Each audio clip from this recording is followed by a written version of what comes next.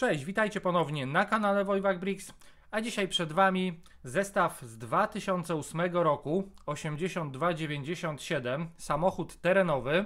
Składa się z 1097 elementów, posiada Power Functions i obecnie używany kosztuje w okolicach 300-400 zł. Ja ten zestaw kupiłem za 350 zł w stanie idealnym, z pudełkiem, z instrukcjami, ze wszystkim. To, co mnie zaskoczyło, to naprawdę ogromne pudełko. Jeszcze w tej wersji, jak widzicie, z otwieranym tutaj przodem. Trudno mi to w ogóle Wam pokazać, ale tutaj myślę, że będzie to widać. Mamy silnik V8, jak dobrze widzę. Mamy otwieraną maskę, bagażnik, drzwi. Z kolei Power Function będzie odpowiedzialna za podnoszenie i obniżanie zawieszenia, przednie oświetlenie oraz wciągarka. A z tyłu pudełka mamy pokazany model B oraz jego funkcje. Mamy tutaj 4 duże koła 94,8 na 44. Pojawiły się one w 6 zestawach w latach 2006-2012. Jeszcze chcę Wam pokazać dwa ciekawe i rzadkie elementy, których już nie znajdziemy w dzisiejszych zestawach. I mamy amortyzatory ze spowolnionym odbiciem. One tutaj chyba, z tego co widziałem, będą służyły do otwierania drzwi. Te amortyzatory pojawiły się w 7 zestawach w latach 99-2008. No i element do układu kierowniczego. Ja go widzę pierwszy raz. On się pojawił z kolei w 6 setach w latach 2004-2011, ale jeszcze raz pojawił się wcześniej, w 2001 roku, z tym, że w kolorze żółtym.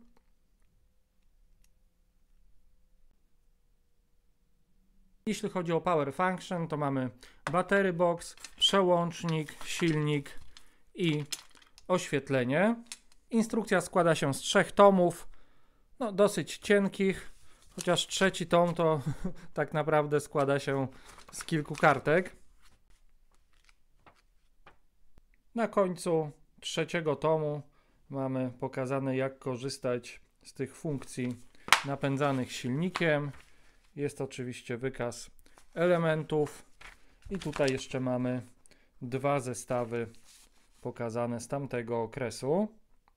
I jestem po 45. kroku budowania. Jak na razie bardzo ciekawy, bardzo technikowy proces budowy, jest sporo mięsa. Na tylnej osi mamy dyferencjał. Ten typ dyferencjału właśnie w tym modelu pojawił się pierwszy raz.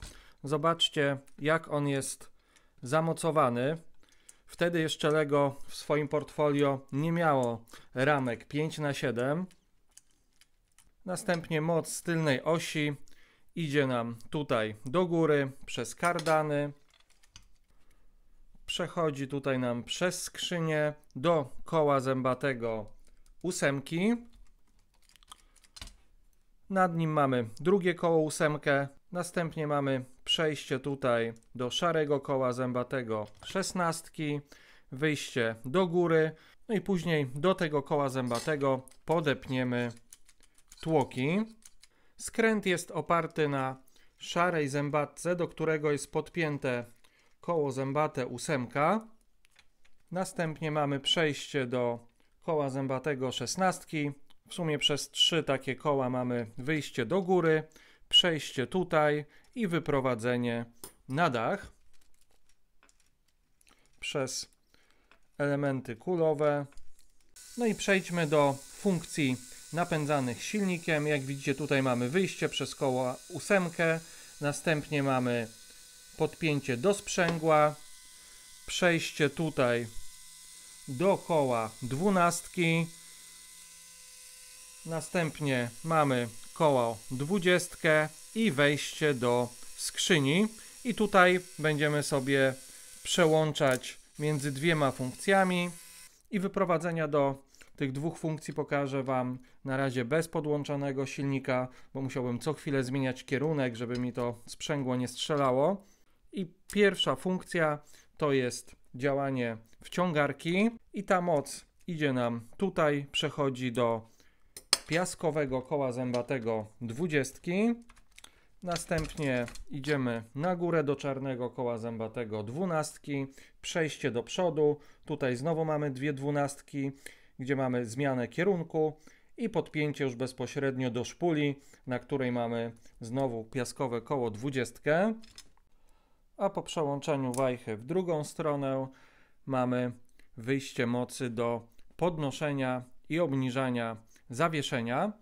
I ta moc idzie tutaj do elementu ślimakowego.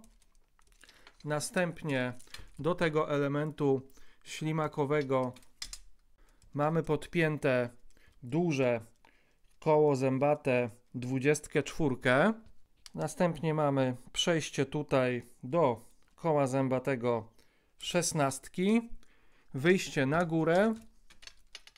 Tutaj widzicie do ciemnoszarego koła zębatego. I mamy połączenie z kołem piaskowym 20. I tutaj już przejście do elementów kulowych po obu stronach. Następnie mamy wyprowadzenie z jednej strony tutaj do tylnego zawieszenia, a tutaj do przedniego zawieszenia. I jestem po 82 etapie budowania. Jak widzicie, mamy już podpięte amortyzatory do tych wyjść, które Wam przed chwilą pokazywałem. Amortyzatory są podpięte do dwóch dwójek, które są osadzone na akslu i w momencie jak będzie się on obracał, to zawieszenie będzie się podnosiło lub opuszczało.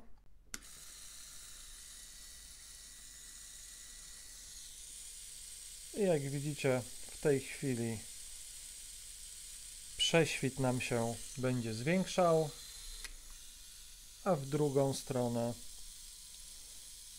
zmniejszał.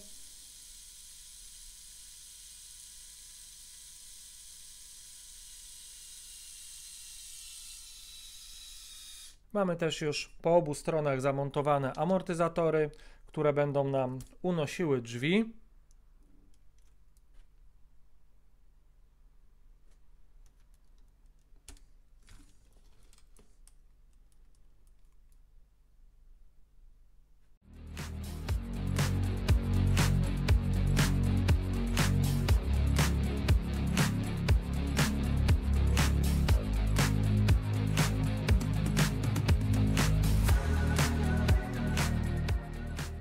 I terenówka jest już gotowa.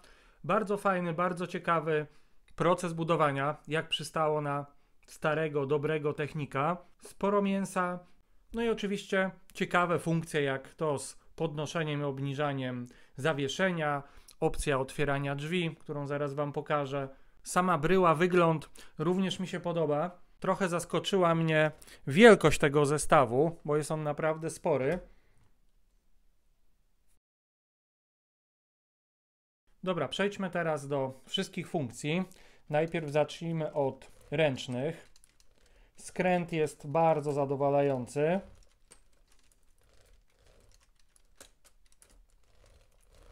Żeby otworzyć drzwi, wystarczy wcisnąć te piny kulowe. Bardzo mi się podoba ta funkcja.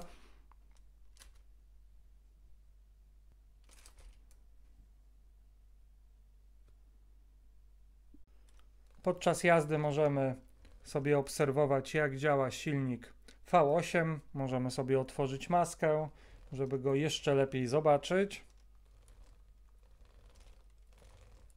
Dodatkowo mamy otwierany bagażnik. Teraz przejdźmy do funkcji napędzanych silnikiem i zacznijmy od podnoszenia i obniżania zawieszenia.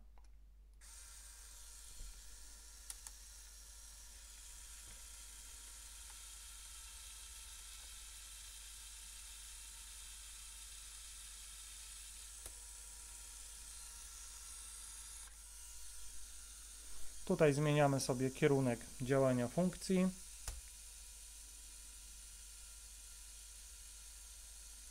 A tutaj wybieramy funkcję. Zgodnie z tym, co jest w instrukcji, różnica tutaj przy podniesionym czy obniżonym zawieszeniu to są 2 cm. Teraz uruchamiamy wciągarkę.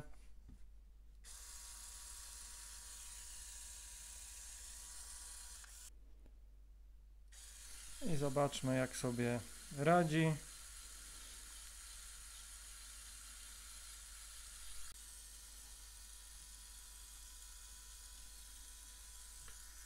Jeszcze zobaczmy, czy da radę się podciągnąć.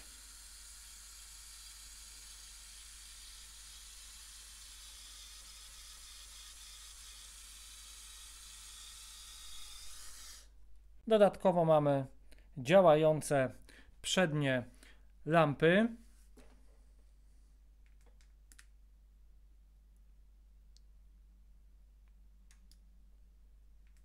To oświetlenie jest raczej symboliczne, bo na pewno drogi przed nim nam nie oświetli. Zawieszenie działa całkiem nieźle. Jeśli chodzi o minusy, to na pewno to, że nie mamy tutaj napędu 4x4. W takim zestawie aż się prosi o to. Druga kwestia to jest sztywność konstrukcji. Jak widzicie, nie najlepsza. Jeśli chcemy sobie sprawdzić zawieszenie, to tylko dociskając silnik bądź battery box, bo tutaj wszystko to jest słabo usztywnione. Ale ogólnie rzecz biorąc, jestem bardzo zadowolony z tego zakupu. Ciekawy model, ciekawe funkcje, ciekawy proces budowy. Jeśli znajdziecie go w okolicach 350 zł, a jest sporo ogłoszeń, bo przed chwilą jak sprawdzałem, to kilka w okolicach 300-400 zł spokojnie można kupić od ręki, to ja ze swojej strony jak najbardziej ten zestaw w takiej cenie polecam. Jeśli kupujecie z wysyłką, to zawsze poproście o zdjęcie otwartego battery boxa, bo one bardzo często zdarzają się po rozlanych bateriach. Dużo osób stawia sobie na półce, zapomina, no i te baterie po prostu się wylewają. Ja już dwukrotnie przy zakupach z wysyłką spotkałem się z takimi właśnie battery boxami. No i jeśli chodzi o terenówkę, to z mojej strony na dzisiaj to wszystko. Trzymajcie się i do zobaczenia w kolejnych filmach.